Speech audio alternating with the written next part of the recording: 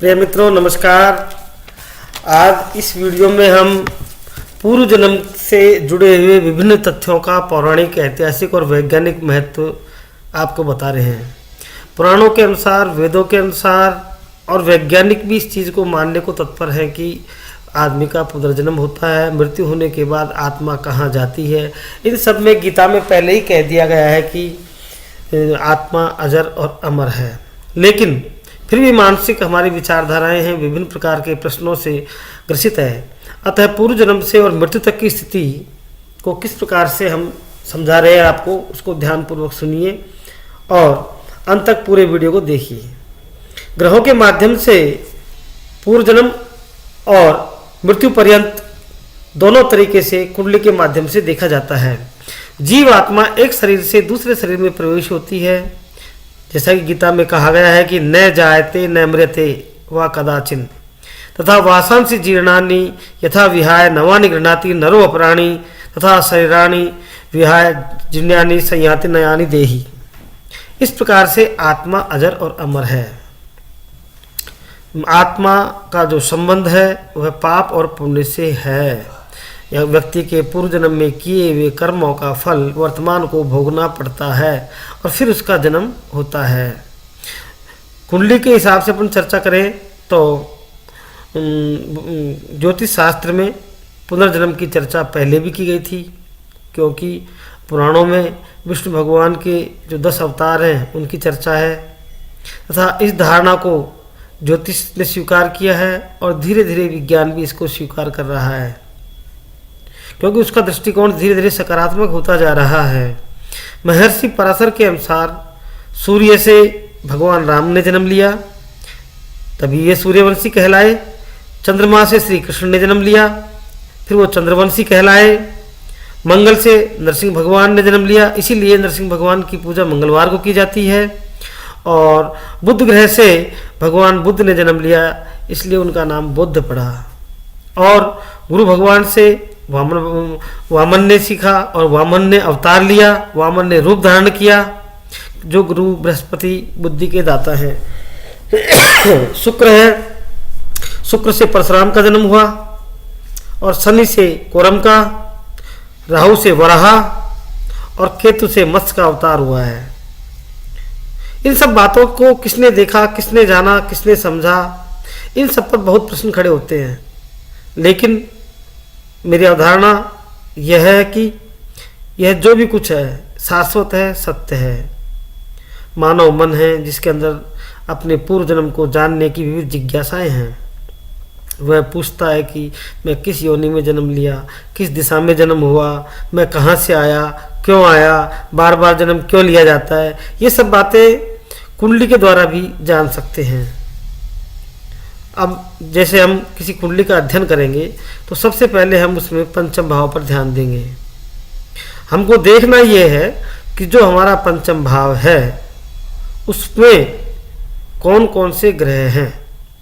यदि पंचम भाव में सूर्य या चंद्रमा दोनों में से कोई भी ग्रह बली होकर बैठे हुए हैं और द्वेष कोण में स्थित पुनर्जन्म को दर्शाता है।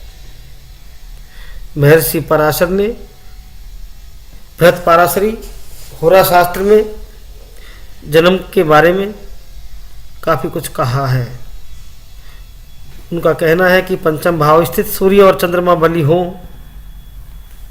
तथा जिस ग्रह के द्वेष कोण में हो वहाँ से या उस दिशा से उसका संबंध होता है। पूर्व जन्म के निवास दिशा पंचम भाव द्वारा ही पता लगा सकते हैं। पंचम भाव के द्वारा पूर्व जन्म में उत्पन्न जाति विशेष का भी पता लग सकता है। जाति विशेष की चर्चा करें तो सब कुछ पंचमेश ग्रह पर निर्भर करती है, यानी जिस जाति का, जिस तरीके का, यदि कोई क्रूर ग्रह है तो क्रूर जाति का, यदि शुभ ग्रह है पंचमेश या शुभ ग्रह उसमें बैठे हुए तो यानी कि उसका जन्म पिछले जन्म में इस जाति में हुआ था। राहु आदि हैं, शनि है, सूर्य है, तो वो क्रूर ग्रह और जो सौम्य ग्रह हैं उन ग्रहों के हिसाब से उनकी जाति का पता लगता है। मृत्यु काल में कुंडली बनती है वह कुंडली पुण्य चक्र कहलाती है, जिसमें पाप पुण्य दोनों का वर्णन निहित है।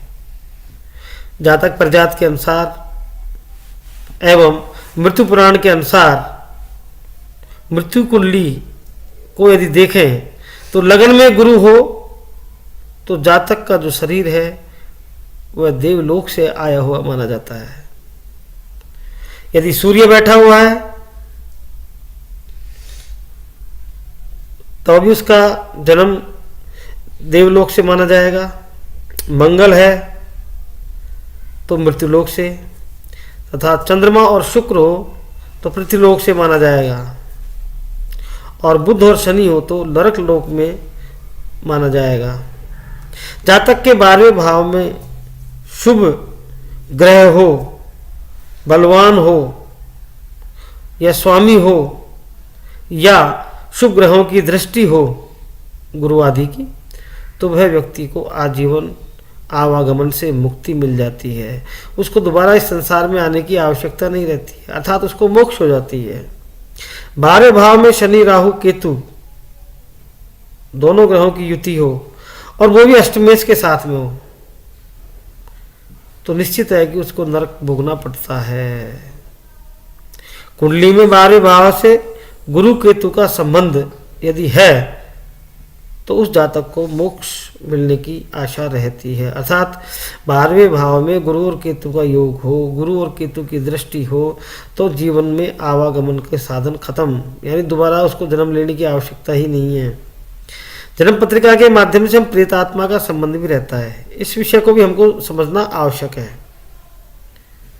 गुरु शनि और राहु की स्थिति है जो पूर्वजों के संबंधों को प्रकट करती है। शनि प्रथम घर में होता है और राहु होता है या दोनों होते हैं और गुरु की उन पर दृष्टि पड़ती है, यह प्रभाव होता है, तो वहाँ प्रेत आत्मा का प्रभाव माना जाता है, यानी उनका प्रभाव धीरे धीरे बढ़ता हुआ नजर आता है। जो पूर्वज हैं उनको शनि देखता है तथा आशीर्वाद देता है, यदि वह आत्मा पुण्य आत्मा नहीं है तो शाप देता है। वो लोग अकेले पूजा करते हैं या बैठते हैं तो उनको आभास होने लगता है अगर हमारे आसपास कोई है, इसका मतलब है कि उनके 12वें भाव में स्थित और लगन में शनि और राहु है और गुरु की उस पर दृष्टि पड़ रही है, इसका मतलब है कि उनका प्रेत आत्माओं से पूर्व जन्म का कोई न कोई संबंध है। वो इस चीज़ को हमको ध्यान रखना होगा। उन लोगों को इस समस्या के समाधान के लिए सफ़ेद वस्तु का दान करना श्रेयस्कर होगा,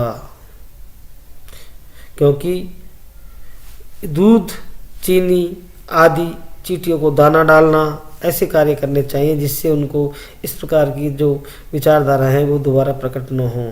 दूसरे और 8वें भाव का गुरु दर्शाता है कि व्यक्ति का पूर्व जन्म एक महान तपस्वी के रूप में हुआ है या फिर उसकी उस समय की आकांक्षाएं पूर्ण नहीं हो पाई हैं। उन आकांक्षाओं की पूर्ति के लिए उसको पुनर्जन्म लेना पड़ता है और उसके धर्म के क्षेत्र में विभिन्न इच्छाएं होती हैं, वो पूर्ण हो जाती हैं। स्वस्थ घर में सुखी एवं पराक्रमी होता है। ऐसे व्यक्ति को जन्म लेने के समय पर साधारण रूप से पूजा पाठ करनी चाहिए और अपने इष्ट देव को प्रसन्न करना चाहिए। हनुमान जी की साधना करनी चाहिए, अपने भगवान इष्ट देव श्री राम बनाने चाहिए।